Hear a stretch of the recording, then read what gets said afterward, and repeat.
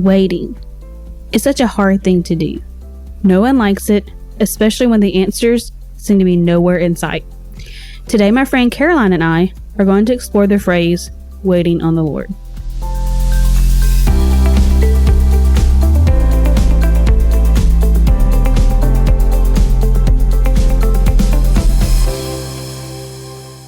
Hi y'all, I'm Brittany Bostic and this is my friend Caroline. She is a pre-K teacher and has been teaching for 7 years. We became friends through a Bible study group long ago. So thanks for coming out this evening, Caroline. I'm excited to have you here. How has the pre-K life been treating you?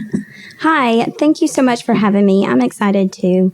Preschool life is, it's really great. My kids have been adjusting really well and they've been really sweet in this time of craziness. Well, that's good because I know it's all this COVID stuff's been really hectic, especially with littles. Yes, very much. But it's going great and they're doing really, really well. So well, that's great to hear. Glad. So, Caroline, tell me where your story of waiting begins. So, my story began in May of 2014. I had just graduated from college with an elementary education degree, and I took a test to be certified to teach early childhood as well. So, I was certified preschool through 5th grade, and I was super excited after I graduated, ready to start my career in teaching. I'd been wanting to do it since the 5th grade. And I was pinning stuff on Pinterest. I know, pinning stuff on Pinterest as much as I could. Whenever you're fresh and you don't really have a job yet, you start pinning everything. Pinning your dreams. Yes. But it was a while before I got hired. It was actually 2.5 months after I graduated. I was very nervous for a while, but it all worked out in the end. Yeah, and what a lot of people don't understand is like when it comes to teaching and all, there's only one shot, yes. One window of getting a job. Yes. It's not like other jobs. You can just keep on throughout the year looking for something. If you don't get it during that season, you just didn't get it. Yes. So it was very stressful to wait. Extremely. And just to wait and to wait. Yeah, I remember that for myself. Very, very nerve-wracking. Yeah. Yeah. Very much.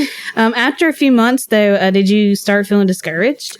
Yes, I did. I wasn't really hearing of any job opportunities, and I wasn't getting any phone calls or any emails from principals. And then I started to really question myself and my career. Did I make the right choice? I just went through 4 years of college, and is something wrong with me? Why was I not getting a job that I always thought I would always have? Yeah. Yeah. And I think those are a lot of common feelings and stuff. I mean, I know even for me, like I started feeling depressed. I mean, I felt like really started like dogging myself, like, oh, no one's going to get me. Boo hoo hoo. Mm-hmm. I really did cry a few times and stuff. And like, I just had a lot of doubts about myself and just like, is this going to be God's will for me and stuff? And I just think doubt in general is like definitely a way of creeping in during that time, especially when things just don't work out quickly or the way you think it's supposed to go. That's air quotes there, supposed to go, in air quotes. Yes. It's like we make this plan, and then whenever it doesn't turn out that way, we just start to doubt and question, like, whatever I'm supposed to do. Did I do it wrong? Is there something wrong with me? Why? Yeah. Ooh, a lot of stressful. Yes, boo-hoo, crying. Yeah, but how did you remain calm? I remained calm, but a lot of other teachers had told me, not to expect a phone call until around July or later. I knew that schools just don't really hire till right before the school year starts. So I just kind of leaned into that a little bit. Yeah, I think I learned after the fact that the first half, like June, is when they like do transfers with the people who are already in system, and then later. But I didn't know that at the time. So oh my gosh, I did not have that piece. Yeah, I did not have that piece of information to like give me comfort. So would you say knowing that piece of truth there, was that something that kept you from going insane? Yes, definitely. I wish I would have known. I know. I feel so bad. I wish I would have known you because I would have told you. Yeah. Like, well, okay. Yeah. Because it definitely kept me sane for sure. But also just relying on God's truth and his promises and his word, really helped give me comfort and peace of mind. Yeah, just always having those promises there. I mean, that's kind of why we have the Bible. Yes.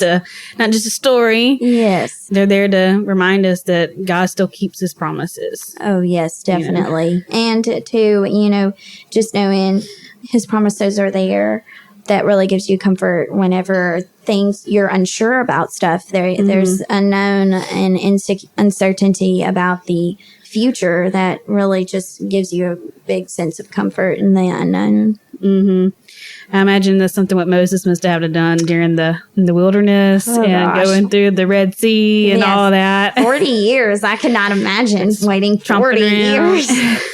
Yeah. So, yeah, those are things that can definitely give us confidence. It just kind of fights that doubt that we have and staying calm and just take away the anxiety. So, like having those truths to hold on to you. For sure. For sure. Is there any other ways you're able to stay calm other than that piece of information?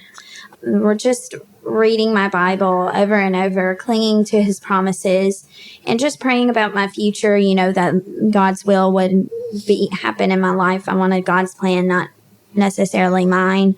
And that knowing that God's sovereignty is real, it's true, and that his will rule over my, will be in my life. If it's his will, he will weigh it. Yes. I kind of came with that phrase from myself. If it's God's will, he's going to weigh it. Yep. So you mentioned the word sovereignty. Like, can you explain what God's sovereignty is? I feel like that's kind of a big concept for people to really understand. Yes. Sovereignty is a big, hard concept for anybody to understand. To me, sovereignty is God's will throughout your life, and whatever he plans will happen. He has complete authority over all things. So total control. Yes, total control. Absolute control. Yeah, and that should be something that's kind of comforting to know that God's got it. Because if you also know that he's got it for your good, then that should be a comforting thought. He's not out to get us. He's not making these plans and twisting it like fate or something. It's not like that at all. He has good plans for us. The Bible definitely does, is throughout the Bible. It tells us of how God loves us and how he works all things out for our good. And so for those that love him, yeah. I think it's in Romans 8 something. Yes, I think it's Romans 8:28. Yeah, I think so. Yeah, y'all look us up and tell us. Let us know. Let us know. So did you have a special verse that touched you during that time, or a song? Yes. So I have a life verse. It's kind of my life motto verse. It mantra. Is, yes. It's John 14:1, and it says, "Do not let your hearts be troubled. Trust in God. Trust also in me." And then I also had a song that really just kept my fears back and anxiety, and it was by Casting Crowns, and it's Praise You in This Storm. I listen to it all the time during that time period. A good one. Yes, and it just gave me comfort that while things are a little bit hectic and I'm unsure about my future and my decisions and what all is going to happen, I can trust God during that time and I can praise him, and that is for certain. I kind of found that praising during times of trouble is a calming activity in itself. Very much. Like if you're at church and you're just, immerse yourself in praise and worship, it just really calms your spirit. It really does. Definitely. Yeah. So how did you finally get the job? Because we know you got one. So how did you finally do it? How did it happen? Yes. So one of my friends, she had also a job position at her same school. And so she thought of me and called me up and asked if I had been hired yet and told me about the job opportunity at her school. And so I immediately flew to that school. Heck yeah. Sign me up. And, yes, pick me. Yes. Went and put in my resume, filled out an application. And, I had the interview process and another interview process and, obviously background checks and stuff. And then I got hired 1 week before school started. Woo! No time to spare. No. Yeah. I was so relieved, though. I didn't even care. I was like, yes, a job, whatever. Wow, we had really similar experiences. I think I was like the weekend before. Yes. Oh, gosh. I could not even imagine the weekend before. Yeah, gosh. I know, like, it's very exciting. You're like, I don't care. I made it by the skin of my, or the hairs of my chinny chin chin. But I'm here. I got it. You have no time to decorate, no time to do anything, but I made it. Yes, I'm here. And I've been there 7 years now, and this is my 7th school year. And I absolutely love it still. Love my kiddos, love my work family. It's just great. Good. That's such a great thing to hear. Nice bow to that. Like the icing on the cake. Did you feel like you grew during that time of waiting? Definitely. I just definitely grew in the fact that God has a plan, and I can always trust his plan. I can always trust him that he will always take care and provide for me. Would you say that trust and faith are interchangeable words? Like, having faith is the same as placing trust in God? Definitely. You can't have faith without trust, and you can't have trust without faith. They definitely go hand in hand. Yeah. I think I agree with that too.